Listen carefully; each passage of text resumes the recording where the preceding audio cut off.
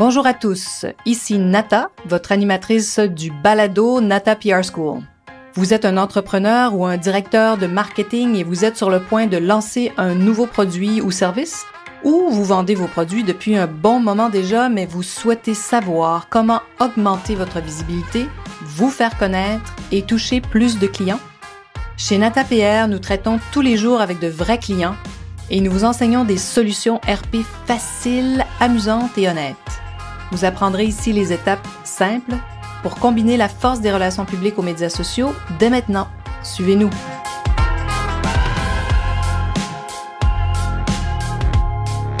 Bonjour et bienvenue à ce 45e épisode du balado du podcast Nata PR School. Aujourd'hui, j'ai vraiment un immense plaisir, vraiment, je pèse mes mots, un très, très, très grand plaisir à recevoir Alain Audet, qui est aujourd'hui directeur général de Forest Salon Software Canada. Au fait, Forest est une entreprise irlandaise. C'est un chef de file mondial des systèmes de gestion pour les salons et les spas. Je vous en parle pas tout de suite ici. Alain va nous expliquer ce que Forest fait un peu plus loin. Alors Alain, avant de lui céder la parole, pour moi, c'est, je sais que c'est le professionnel le plus reconnu dans l'industrie de la coiffure et de la beauté au Canada. Il a évidemment œuvré pour des grandes marques internationales avant de revenir au Canada. Il a travaillé dans le monde du luxe en Asie du Sud-Est et les marques comme Prada, Gucci, Fendi, Armani et bien d'autres grands noms que vous connaissez ont vraiment plus de secret pour lui. Donc, avant de revenir au Canada, c'est ce qu'il faisait. Et au Canada, il a eu cette occasion formidable dans sa vie professionnelle de lancer une marque qui s'appelle Kérastase, aujourd'hui, qui est extrêmement connue, surtout des femmes, parce que les cheveux, c'est tellement quelque chose d'important dans la vie des femmes et des hommes aussi, mais surtout des femmes. Donc, Kérastase est très connue, mais quand Alain Audet a lancé cette marque, elle l'était pas. Alors, j'aime bien penser aussi que depuis 23 ans, qu'Alain travaille dans ce milieu et est présent comme professionnel là, du côté des marques capillaires, des salons de coiffure. Souvent, je dis à des gens qui le connaissent pas, bien, Alain Audet est connu de tous les salons au Canada et c'est pas peu dire parce que le Canada, c'est comme la Russie. C'est immense. Donc, vous pouvez penser un peu au nombre de voyages qu'Alain a fait aussi dans sa vie. Et Alain, c'est un passionné, un être humain formidable qui sait tisser des liens solides avec tous ceux qui croisent sa route. J'ai rencontré Alain il y a 20 ans déjà, justement au moment où il rentrait au pays et qu'une marque de Denain, Parasuco Jeans, recherchait un professionnel de son calibre. J'ai même eu cette chance de pouvoir consulter son curriculum, son CV, et de dire à Salvatore Parasuco, engage, il faut recruter Alain, c'est la personne dont on a besoin.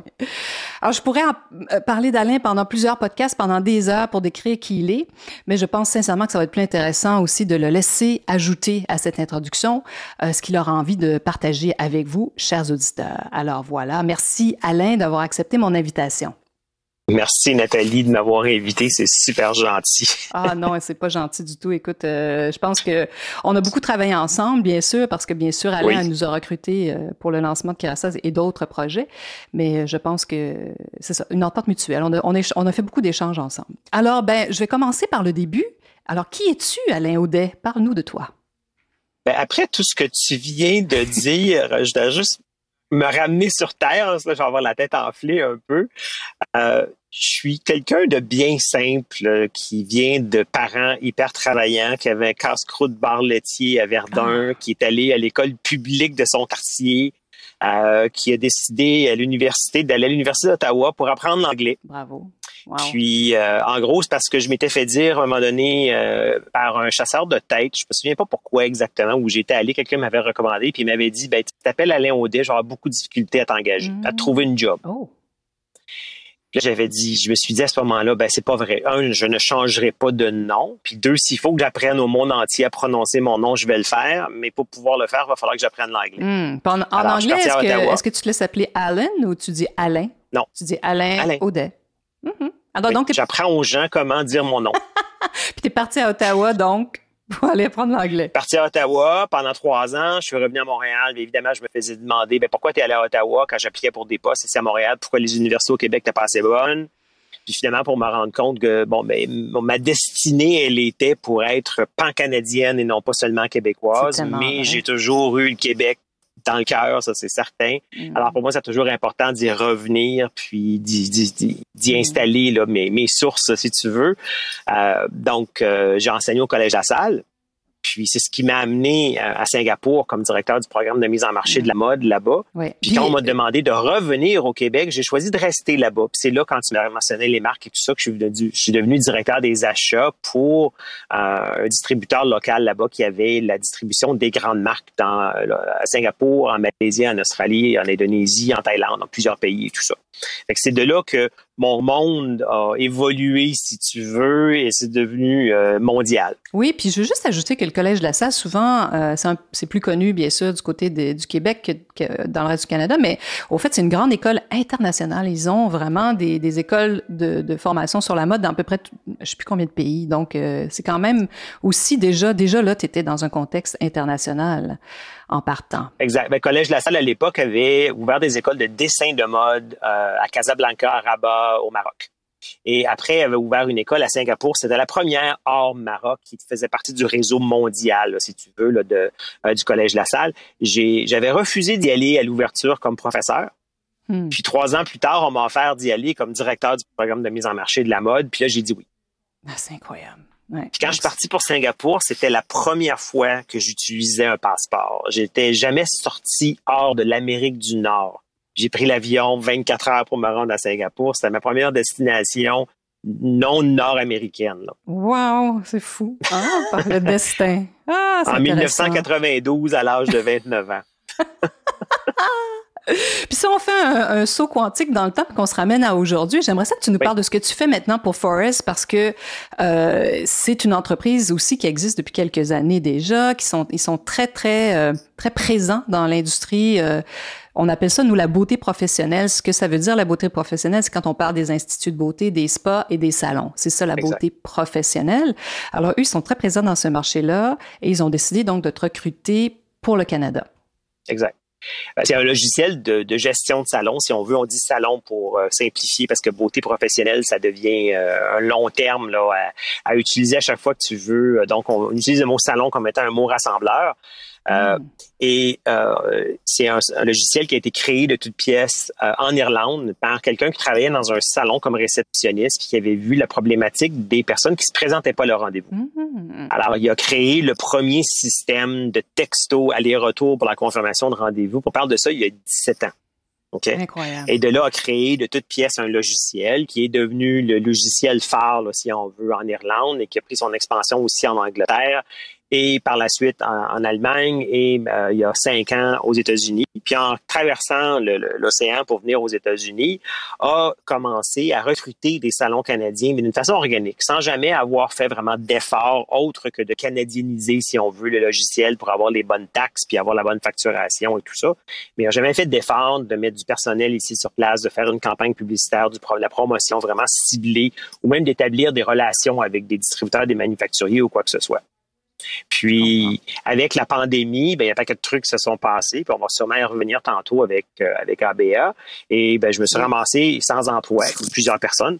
Et là, j'ai commencé à faire toucher à mes contacts pour voir ce qui se passait. Et puis, j'ai rencontré le CEO, évidemment rencontré par vidéo, comme tout le monde depuis 1 an et demi, le CEO, COO, CFO, donc le chef de la direction, le chef des opérations, chef des finances de cette entreprise-là, via personne interposée. Puis, ça a cliqué assez rapidement. Alors, il avait pas prévu cette année d'engager quelqu'un pour diriger le Canada. Il y avait un focus Amérique du Nord, mais via la Philadelphie, le bureau chef de là-bas. Puis, ça a tellement cliqué entre nous 4 qui ont dit, écoute, oui, on le veut, on va déplacer des sous, puis on va vraiment se positionner différemment sur le marché canadien, puis on va faire les démarches qu'il faut pour vraiment opérer ici. Alors, depuis le 15 mars... J'avais pas entendu. Ouais. C'est ça, j'avais pas entendu cette partie-là, comme c'est intéressant. Ouais. Donc, ça veut dire, ma question qui était la place du marketing et des RP, la place du marketing est importante parce qu'ils ont senti, quand ils t'ont rencontré, que tu étais un professionnel qui était capable de les amener beaucoup plus loin, plus rapidement. Hein, souvent, c'est ce qu'on cherche. Mais, wow! Donc, ils ont décidé d'investir avant même que ça leur traverse l'esprit C'est parce que toi, tu les avais contactés exact. Comme à titre exploratoire. Puis, tu sais, ils ont vu qu'il y avait un potentiel parce que je leur ai représenté le marché, je leur ai dit qu'est-ce qui se passait au Canada, comment on était différent du reste de l'Amérique du Nord, les médias qui étaient différents, le marché qui était différent, les marques qui avaient un positionnement aussi différent, la distribution qui était localisée, qui n'était pas dépendante des États-Unis, qui était complètement canadienne, notre star system aussi qui est différent. Puis en plus, je rajoutais l'équation supplémentaire que le Québec, c'est un autre monde à l'intérieur du monde canadien. Oui. Langage et star system et communication et les références sont tout à fait différentes. Puis c'est quelque chose que les gens en Irlande comprennent très bien parce qu'eux aussi sont une minorité avec l'Angleterre. Avec vrai. Le même langage, mais un accent très différent, puis un langage, le gaélien, là, qui est un autre langage, mais qui est de moins en moins utilisé, mais juste leur anglais est différent. Alors, ils ont aussi une version un petit peu différente du logiciel parce qu'ils n'utilisent pas nécessairement les mêmes mots. Donc, ils comprennent très, très, très bien la réalité là, de besoin de logiciels francophones sur lequel on commence à travailler, justement. Puis en plus, notre directrice des opérations qui vit en Irlande, elle est française d'origine. Ah, ben donc au fait, toi, tu précèdes, tu vas... La version, disons, V1 francophone Québec va être créée avant celle de la France, qui est très bien, je trouve, parce que souvent, c'est difficile d'adapter une version très française au marché du Québec, mais bon, ça, c'est une autre longue histoire. Ah, donc le marketing est hyper important chez Forest. C'est une entreprise de marketing, tout à fait, oui. Ouais. Ouais. Puis bon, ben les RP, je sais que c'est un volet que toi, tu es en train d'amener, qui est peut-être un peu moins encore présent chez Forest, mais je sais que toi, tu as à cœur cette partie parce que tu comprends bien cette profession, puis comment les RP peuvent ajouter tout à coup un autre rayonnement à une marque, si j'ai bien compris ce que tu souhaites faire. Ben, selon moi, puis je t'apprendrai rien, ça fait 23 ans qu'on travaille ensemble, donc on sait ce qu'on est. Puis juste un petit à côté sur ça. Moi, je crois beaucoup à quand ça fonctionne avec quelqu'un, si tu es capable de ramener cette équipe-là avec toi dans une autre situation. Tu sais, ensemble, on a travaillé chez Parasuco, on a travaillé chez Kerastase, on a travaillé avec d'autres clients quand j'étais pigiste et toi aussi, on a travaillé avec d'autres clients qu'on n'aimera pas tous, mais ça fait, on a 4 ou 5. Puis à l'ABA, quand j'avais besoin de quelqu'un pour faire mes relations de presse pour les événements, ben aussitôt, je me suis dit, tiens, c'est Nata PR que ça me prend. Puis ici à Forest, c'est la même chose, tu sais, parce que je sais ce que vous êtes capable, je comprends votre mode d'opération, je sais le niveau de qualité que vous êtes capable de livrer. Puis ça, c'est facile jusqu'à un certain point à ce moment-là, c'est que tu n'as pas besoin de réexpliquer mes attentes à moi. Puis moi, je sais ce que vous êtes capable de produire. Donc, j'ai pas besoin de faire du micromanagement, comme on dit. Je sais que ça va produire. Mais c'est intéressant. Tu sais, souvent, je parle s'il y a des personnes plus jeunes, des jeunes directeurs du marketing qui nous écoutent, on parle tout le temps du réseau, comment c'est important, puis vous construisez ce réseau-là dès vos premières années, n'importe où vous travaillez, hein, on tisse des liens, toi, Alain, c'est ça, avec toutes ces années. C'est pour ça que je pense que tu connais par leur petit nom même tous les propriétaires de grands salons à travers le Canada. On rit, mais c'est parce que c'est vrai, tu sais, c'est comme, t'as tellement travaillé longtemps dans ce milieu-là, puis tisser ces liens-là. Donc, voilà. Tu sais, 23 ans plus tard, ben, on travaille encore ensemble sur des projets. Moi, ça me réjouit, ça. J'aime beaucoup créer des liens comme ça qui durent dans le temps parce que je pense qu'on est capable après ça d'aller plus loin. Tu as parfaitement raison. Ouais. Ben, et puis, retournons justement du côté de la BA. Je sais que tu es toujours, moi je suis aussi impressionnée, tu es toujours en train d'apprendre ce qu'il y a de nouveau, quelles sont les nouvelles, parce qu'il y a toujours des saveurs de l'année et du mois et des nouveaux outils aussi. Donc, quand tu as été chez la BA, c'était très important pour toi de vraiment te lancer dans le web puis d'apprendre à bien maîtriser les Facebook, les Instagram, puis je sais que vous étiez rendu à faire du TikTok aussi dans certaines choses. Mais explique-nous pourquoi, puis comment c'est devenu pour toi des incontournables. Qu'est-ce qui t'a amené à vouloir maîtriser tout ça? À l'ABA, c'est une question d'indépendance. Parce que l'ABA, la première source de revenus de l'ABA, c'est les trade shows, les congrès. OK. Alors ça, c'était la première source de revenus. Évidemment, c'est une association de membres corporatifs, de membres associés, de membres professionnels. Mais comme toute autre association, le membership, ça garde les lumières allumées, mais c'est pas ça qui paye le chauffage. Alors, c'était important. Il y a eu comme un désistement graduel des grands manufacturiers, des grands distributeurs, des congrès. Puis ça devenait de plus en plus une situation où c'était les startups qui étaient présents, qui étaient là pour se faire connaître, s'exposer et se faire voir et tout ça. Ce que ça a causé, c'est qu'historiquement, l'ABA, qui est quand même là 80 quelques années, L'ABA qui dépendait historiquement de ses distributeurs et manufacturiers qui prenaient des grands kiosques pour vendre des billets. Donc, il y avait un distributeur quelconque qui vendait 500-600 billets, l'autre distributeur qui en vendait 700-800 et tout ça. Puis, il y avait des billets qui étaient vendus à la porte et quelques billets qui grappillaient un peu, des billets vendus en ligne 2 ans auparavant. Quand je suis arrivé, puis il y avait une descente depuis plusieurs années du nombre de billets vendus, du nombre de personnes qui assistaient au congrès. Alors, tu te dis, bon, comment est-ce qu'on remonte ces chiffres-là? Je peux pas, mes distributeurs, j'en ai moins, j'ai moins de gros, donc comment est-ce que je remonte ces chiffres-là? Puis là, tu te dis, ben la seule solution, c'est de vendre en ligne, de se faire connaître et tout ça. Alors, on a changé le nom du show. On est parti du show de l'ABA à Revel in Beauty.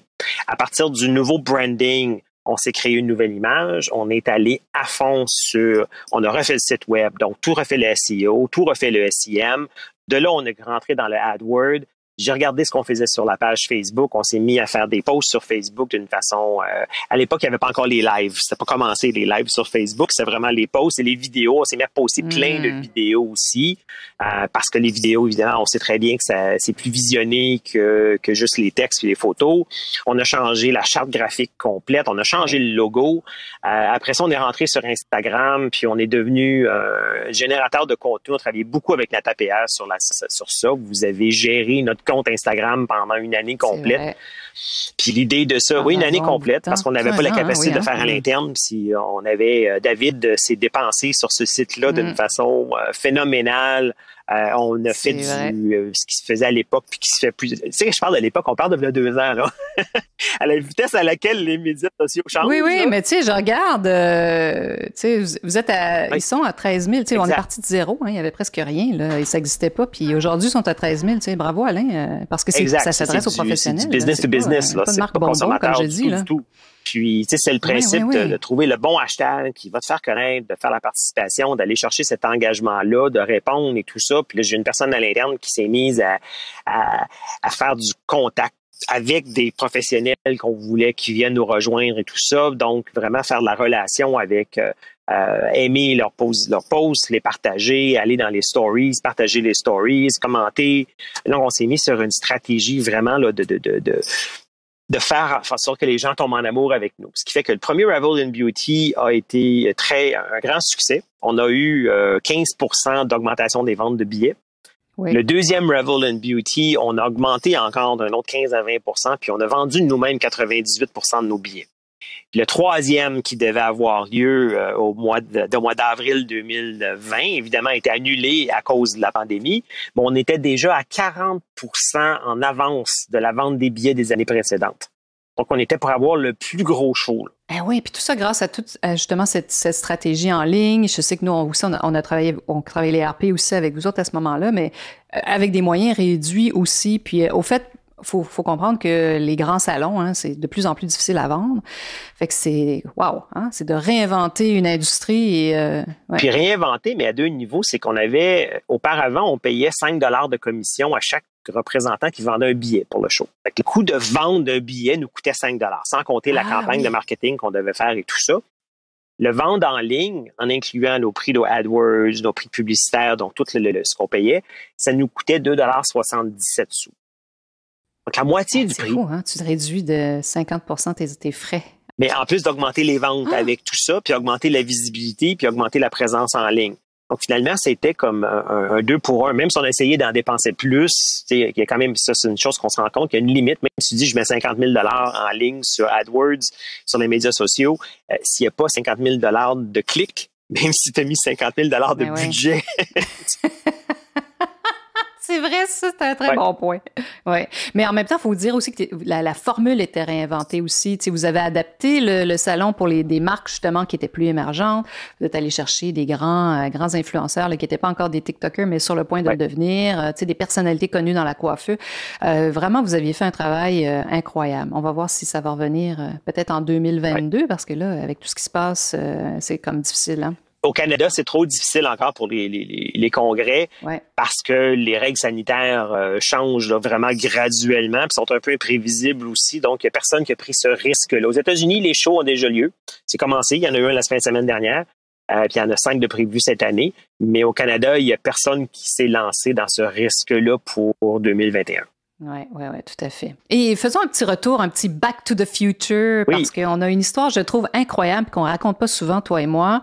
À l'époque où le web était pas aussi présent, tu as été le professionnel, le tout premier à lancer au Canada Kerastase. Il y avait eu déjà des petites tentatives, mais bon, la marque était un peu disparue, mais donc ils revenaient avec un nouveau positionnement. C'était fin des années 90, début 2000. Alors, donc, tu as lancé Kerastase au Canada. Tu nous avais bien sûr recruté, nous, l'agence de relations publiques. Fait que c'est une histoire qui est longue, mais que je trouve très intéressante sur le plan marketing et RP, parce que tu avais toute une stratégie même à ce moment-là. Tu sais, je t'écoute parler, puis je me dis, c'est tellement stratégique, Alain. Je comprends. Alors, c'était quoi ta stratégie? Raconte-nous ça. La stratégie à ce moment-là, honnêtement, là, quand on parle d'influenceurs aujourd'hui, on n'a rien inventé. Ce qu'on a inventé, c'est le média, OK, ou le médium, mais pas le terme influenceur est nouveau, mais moi, je recule en arrière, là, je recule dans les années 90 où je faisais la campagne de promotion pour les cliniques ABC internationales, les cliniques capillaires ABC internationales. Puis notre publicité, c'était, j'allais livrer des enveloppes aux postes de radio, aux animateurs de l'émission du matin, aux animateurs de l'émission du midi pour qu'ils parlent de nous. Et celui qui était le plus grand influenceur à ce moment-là, c'est Douglas Léopold à CKMF. Et puis, Douglas Léopold, quand il ouvrait l'enveloppe et qu'il parlait de ce qu'il y avait dans l'enveloppe, OK, puis il racontait l'histoire de ça, ben, le téléphone se mettait à sonner. OK. Donc, c'était aussi simple que ça, puis c'est le même principe des influenceurs aujourd'hui. Donc, si on va dans le milieu de tout ça, pré-web et puis post-radio, quand on a lancé Kerastase, vraiment, c'était les magazines de mode qui étaient le point central de tout ce qui se passait. Puis à l'époque, le magazine de mode le plus important, c'était InStyle aux États-Unis. C'était le magazine, c'était la Bible. Je ne sais même pas s'il existe encore d'ailleurs, mais c'était la Bible de la beauté et de la mode. Et si tu étais dans InStyle, tu existais. Mais InStyle, tu es américain.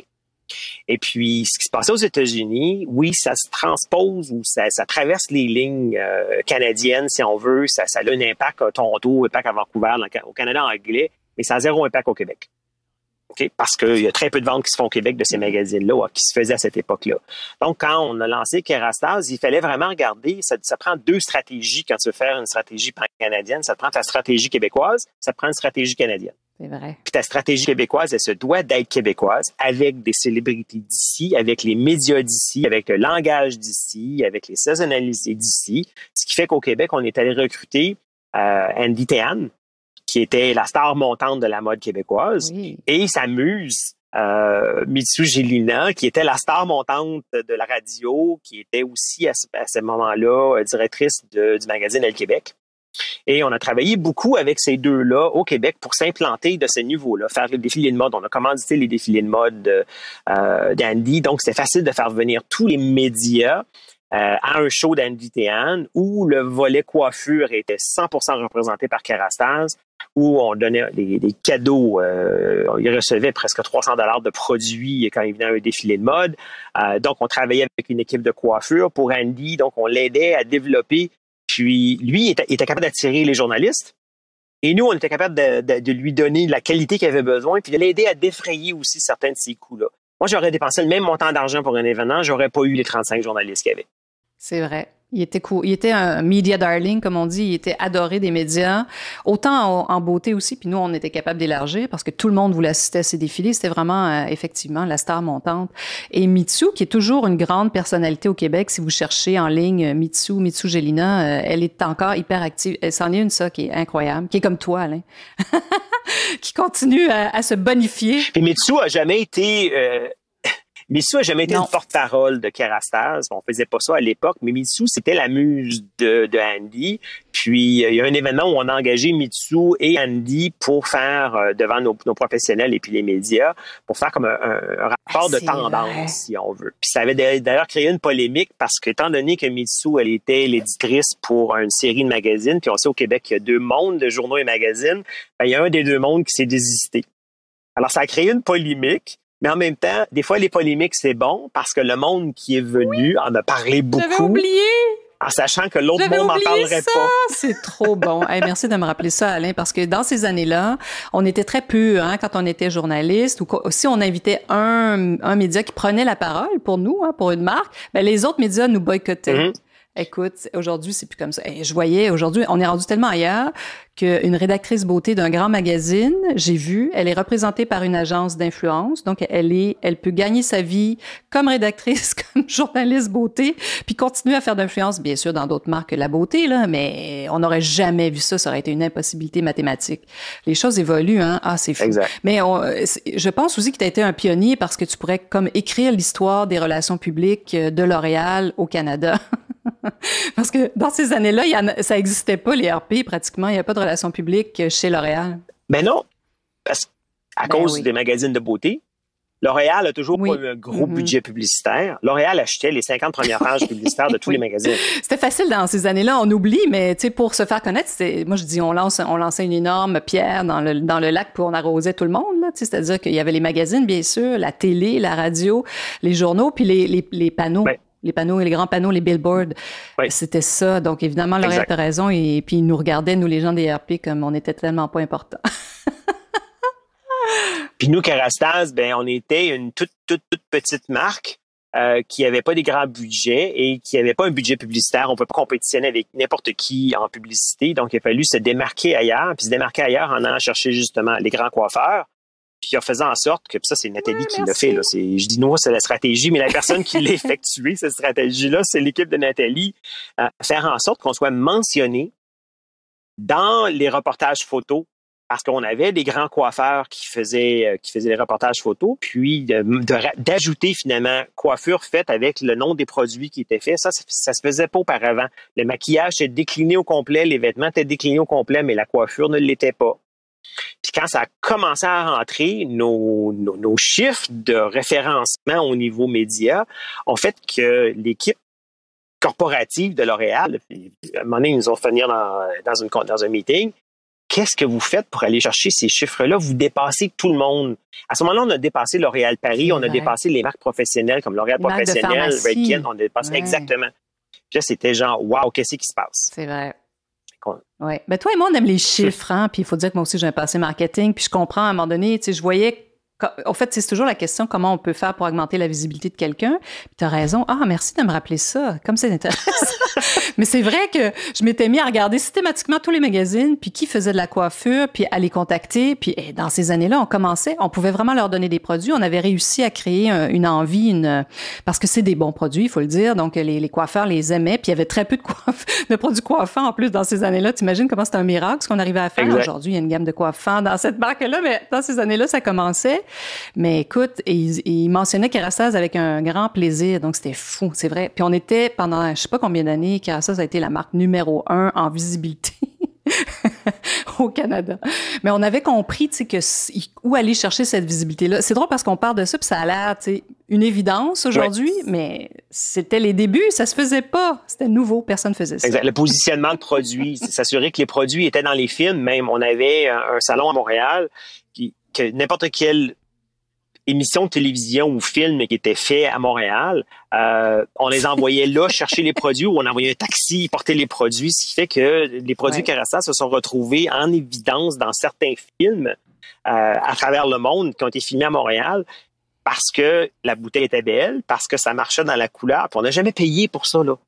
Il y a d'autres qui payent pour avoir ce positionnement-là, pour être visible à l'émission de télévision dans la salle de bain de tel show.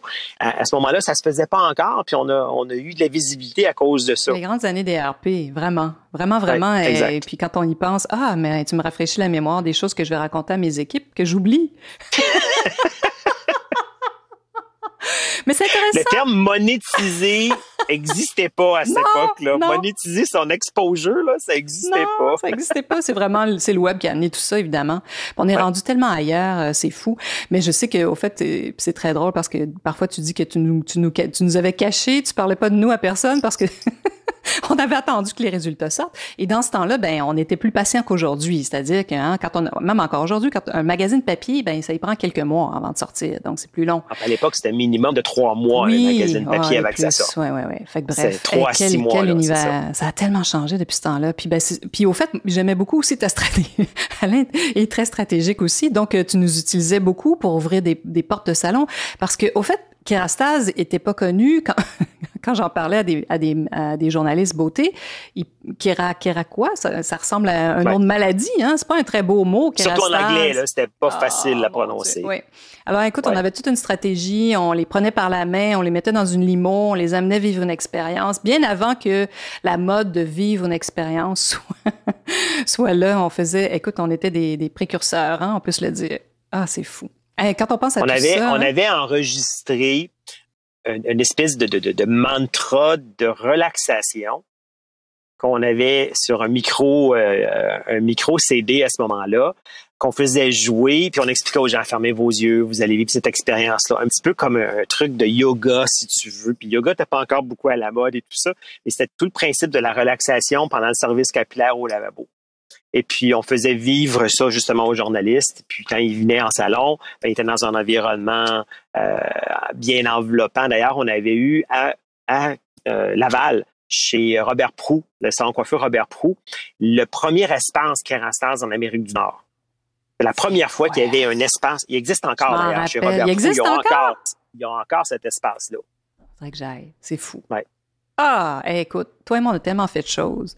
Tout ça pour m'amener à ma prochaine question, hein, n'est-ce pas? Parce qu'il y a un terme à la mode depuis la pandémie que moi, je trouvais un peu fou, là, qui s'appelle se réinventer. Mm-hmm. Toi, t'as toujours fait ça toute ta vie, bien avant que ça devienne une tendance et que ça soit à la mode. Et puis, t'étais souvent... Là, j'ai toutes les preuves avec tout ce que tu viens de dire, comment t'as été souvent un précurseur dans toutes sortes de tendances. T'es passé du luxe en Asie du Sud-Est, t'as travaillé dans le milieu de la mode au Canada, de la beauté... donc les salons de coiffure et tout ça. Mais est-ce qu'il y a un fil conducteur dans tout ça? Est-ce que à chaque fois, tes mécanismes de réinvention qui datent pas d'hier? Tu sais, je pense que toi, t'es un exemple parfait de quelqu'un qui souvent a réinventé, tu sais, est allé chercher d'autres outils, t'es toujours demeuré, tu sais, un expert du marketing, mais je trouve que t'as réussi à tout le temps à aller chercher, c'est ça. Est-ce qu'il y a une technique pour se réinventer selon Alain Audet? Ben, il n'y a pas une technique en soi. Moi, je te dirais que quand on arrête d'avancer, on recule. C'est vrai. Okay. Donc, puis il n'y a rien de plus vrai dans le milieu de la mode, de la beauté, le milieu du marketing. Ah, donc, oui. Puis, tu n'es pas obligé de savoir comment faire les choses. Okay? Parce qu'à un moment donné, j'ai appris que j'avais pas besoin de savoir comment faire des RP, j'avais pas besoin de savoir comment faire du SEO, j'avais pas besoin de savoir comment faire la publicité sur Facebook et sur Instagram, mais j'avais besoin de comprendre le pouvoir, le potentiel, puis être capable d'analyser les analytics, d'analyser les rapports, de comprendre qu'est-ce que ça voulait dire. Puis ça veut dire des fois prendre un cours là-dessus, d'aller vraiment chercher l'information, de ne pas avoir peur que quand quelqu'un te présente un premier rapport, puis qu'il te présente ça comme étant la chose la plus phénoménale du monde, puis tu n'es pas certain de ce que ça veut dire, de ne pas avoir peur de dire ça veut dire quoi. Pourquoi est-ce que c'est important? C'est quoi la différence entre le nombre de clics versus le nombre de visiteurs versus le nombre de visibility, le nombre de secondes, le nombre les bounce de rates? Pourquoi? Puis quand ça veut dire qu'il y a 20 000 personnes qui ont vu ton vidéo, est-ce qu'il y a vraiment 20 000 personnes qui ont regardé la vidéo, puis là, finalement, tu te rends compte que non, il y a 20 000 personnes qui ont vu 3 secondes de ton vidéo. OK, maintenant, combien de personnes ont vraiment regardé la vidéo plus que 3 secondes? Ah ben ça, c'est l'autre petit chiffre après que tu passes de 20 000 à 300. OK? OK, donc j'ai 300 personnes. Mais qui est énorme. Qui est énorme, exact. Quand même. Le 20 000, c'est un gros flash, puis le 300, il est intéressant. Puis là, tu te dis de ce 300-là, maintenant, combien de clics que j'ai eu sur mon site web? Que je peux rattacher à cet événement-là pour savoir est-ce que ça a valu la peine, finalement. Mon 20 000 visiteurs, est-ce qu'il vaut quelque chose ou pas? Ou est-ce que 20 000 personnes qui l'ont regardé, est-ce que ça vaut quelque chose ou pas? Est-ce que c'est un événement qui vaut la peine d'être répété? Puis s'il vaut la peine, pourquoi? Puis comment est-ce qu'on essaie de faire mieux? Puis comment est-ce qu'on attire plus de gens? Est-ce que c'est important de les avoir des gens live ou on s'en fout qu'ils soient live ou pas parce que les gens les regardent par la suite? Puis si on le regarde par la suite, est-ce que ça vaut la peine de mettre de l'argent derrière pour le faire voir encore plus? Fait que, c'est le genre de, quand tu dis te réinventer, c'est de jamais être... t'as pas besoin d'être le meilleur dans tout. Faut juste que tu sois capable de t'entourer des meilleurs. puis que tu laisses bon ton point, mais écho. J'aime beaucoup là. ce que tu dis. Oui. Puis oui, mais toi, c'est pas de savoir-faire, mais c'est plutôt de comprendre comment. Fait que donc, c'est très différent aussi. Donc, toi, tu es capable de justement, tu n'as pas peur d'aller chercher un expert qui va. Puis c'est intéressant parce que toi, nous, on est des experts. Donc, nous, on doit savoir faire. Ben, exact, c'est ça. Puis tu vois, c'est d'ailleurs ce que je fais. Donc, la différence entre ce que toi, tu fais et nous, par exemple, c'est que, tu sais, on se doit, puis tout le temps, je dis toujours à David, mon associé à Toronto, comme il est jeune, tout le monde pense d'emblée, la perception, c'est qu'il connaît tout du web. Alors, lui, il est coincé avec cette perception-là, donc il est obligé de faire des méga formations. Exact. En marketing numérique tout le temps.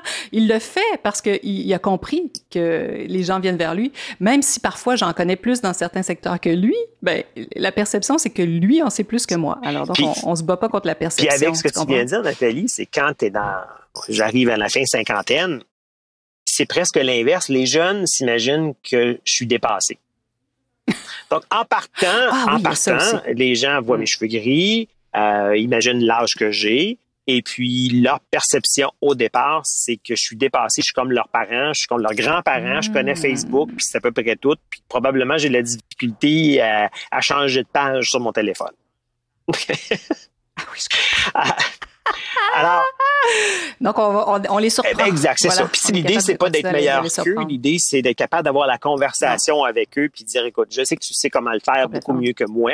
Je suis capable de le faire, mais j'ai pas le goût. Je suis capable de faire un envoi d'infolettre sur MailChimp. Je suis capable. OK? Je vais en faire un. Ça va marcher. C'est juste que ça va me prendre 4 heures le faire. Oui.